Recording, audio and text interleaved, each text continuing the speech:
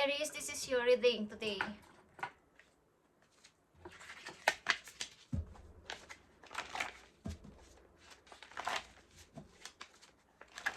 April 8, 2026. Aries, sa mga Aries. Lalaki man kayo, babaeng Aries. This is for you. At ang message na to ay galing sa verse ng Bible at mga inspirational word or songs, guys, na worship. Okay, or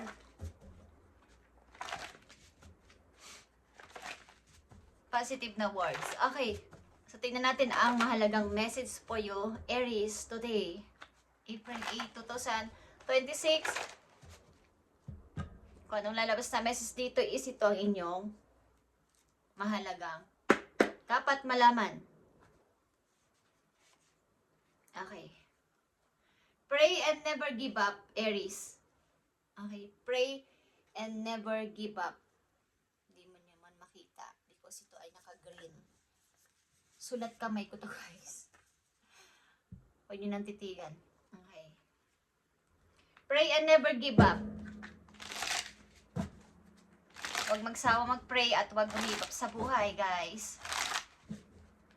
Ganito sa verse ng Bible. Luke 18 verse 1. Okay. Pray and never give up, Aries. At paparating na message po yo simula sa hour na to, April 8, 2026.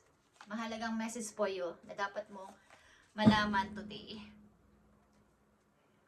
The Tower is here, mga unexpected na paparating sa buhay ninyo na hindi nyo inaasahan, guys. Magugulat-gulat kayo. Balansihin ang sitwasyon sa inyong everyday routine.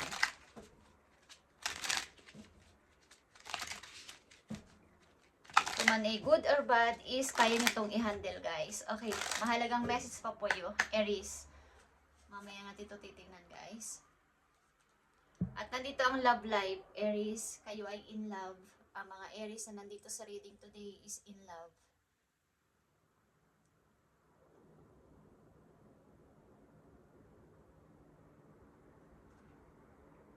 May gusto sa inyong,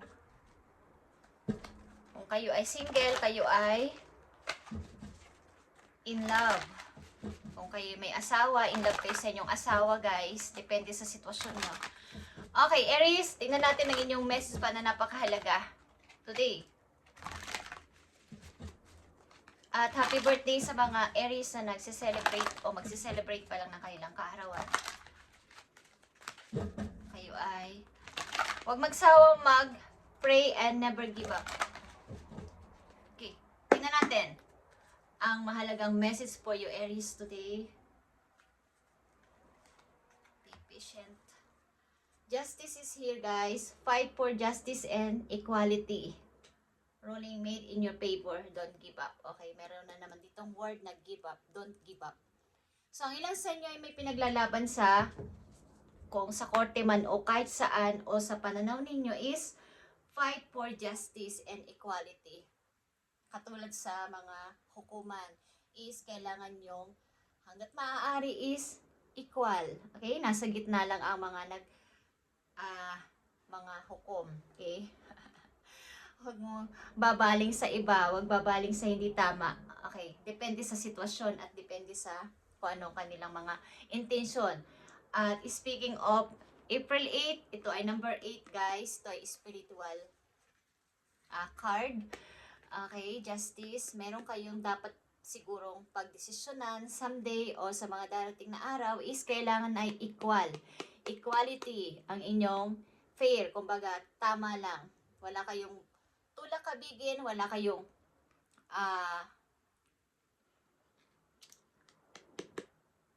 kakampihan kapag mali, mali. Pag hindi tama, hindi tama. Okay, guys. So, andito ang pray and never give up, Aries. Andito ang new home, guys. Kayo ba ay may bagong bahay, Aries, o magkakaroon ng bagong bahay, guys? Moving is a step in the right direction for you. Yung inyong pagmumoving o paglipat, pag-alis sa bago ninyong pupunta kayo sa bago ninyong bahay, new home, ilan sa inyo nagpapagawa ng bahay o may ipapagawang bahay is ito yung right direction na inyong napili o mapipili, Aries. So, good luck and congratulations, Aries, sa inyong new home. Guys, new home. Paparating na message po you, Aries. Simula sa araw na to, April 8, 2026. Nandito ang Temperance.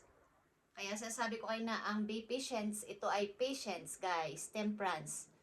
Mahabang pagpapasensya at paghihintay ng ilan sa inyo, sa inyong adhikain, sa inyong gusto sa buhay. Kaya pray and never give up, guys. Maaaring may kinalaman din ang new home sa inyong pinagpipray. Never give up, Aries. Paparating ng inyong bahay o makikita nyo na o papasok na kayo sa inyong new home. Okay? Andito ang justice again, guys. Justice. May nagtatalo dito o meron kayong problema sa bahay, sa mga tao sa paligid o sa two person na inyong mahalaga sa inyong buhay. So, maging equal kayo sa pag-decide kung sino ang inyong pipiliin o inyong aayunan. Okay? Kapatid man nyo to o kahit ano sa inyong buhay. At nandito ang the last judgment, guys. May kinalaman to sa korte. Ang ilan ditong Aries ay may inaasikaso sa korte. Ito man ay may kinalaman sa marriage or sa inyong mga property is meron. Justice and the judgment is may kinalaman to sa korte. Guys. At ang ilan sa inyo, kayo ay mananalo dito. So, fight for justice and equality.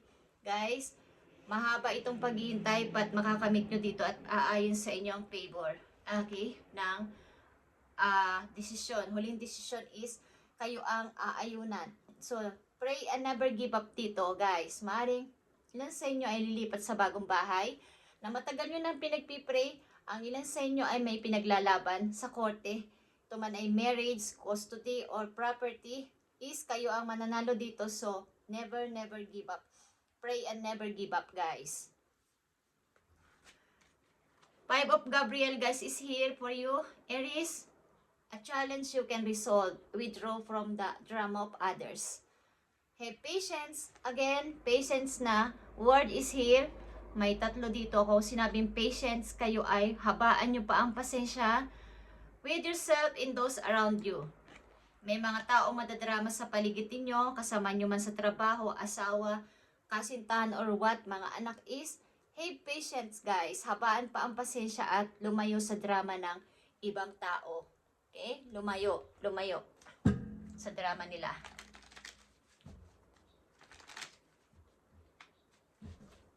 Ilan sa inyo lilipat sa bagong bahay? Congratulations, Aries.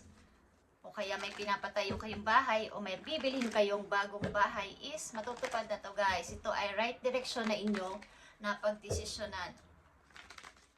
Dalawang mahalagang message dito, guys, sa parating sa inyo simula sa araw na to or ngayong buwan na to o ngayong taon na to, guys. Okay.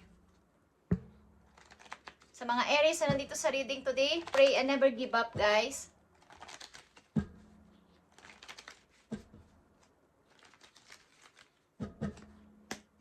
Message for you, Aries. Paparating itong message sa inyo simula sa araw na to, sa buwan na to, sa taon na to. So, talagang kayo ay maglilipat. Something moving on. Kayo ay mag-aal sa balutan at maghahakot ng gamit, guys. Okay? So, ito rin ay relocation, guys. The Chariot is relocation or paglilipat ng bahay, paglilipat ng trabaho, paglilipat ng place, guys. At Queen of Wands is here. Ito ay Leo energy, but ito ay ikaw as a Leo, as a Queen of Wands na masayahin, energetic na person, hyper na person, at strong personality. May strong personality, laging naka-smile, laging nagpapasaya sa lahat, at laging pag pumasok ang isang Leo o ang Queen of Wands, ang energy na to, pag pumasok sa isang room, hindi mo to pwedeng baliwalain. Titingnan ka at mamamangha sila sa'yo, okay? Sa iyong kagandahan, kapugian, okay? Sa iyong mga style, is mamamangha ang lahat ng to. Mga tao makakakita sa'yo at ito ay walang kapaguran. Okay? Laging nagpapasaya sa lahat ng kanilang mga kakilala. Or meron kayong kakilalang Cancer or Leo sa inyong chart. At nandito din ang Libra, okay, ang Sagittarius, at fire sign na katulad ninyo. Okay, malakas dito ang fire sign. Nakikita nyo itong moving on.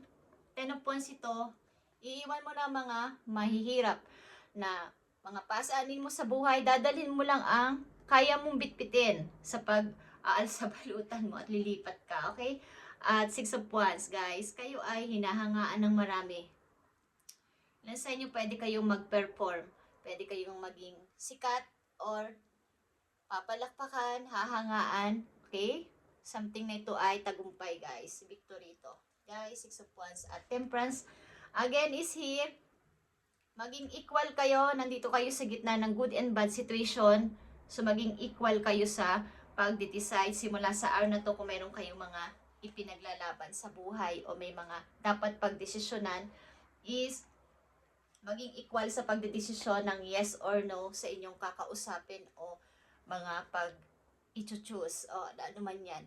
Okay, new home is meron dito para sa inyo, so kayo ay huwag mapagod mag-pray and huwag give up dito sa inyong intention na to, sa inyong pinagpipray na to, at ito ay darating sa inyo positive. Okay, 101% Aries. Thank you and God bless, Aries.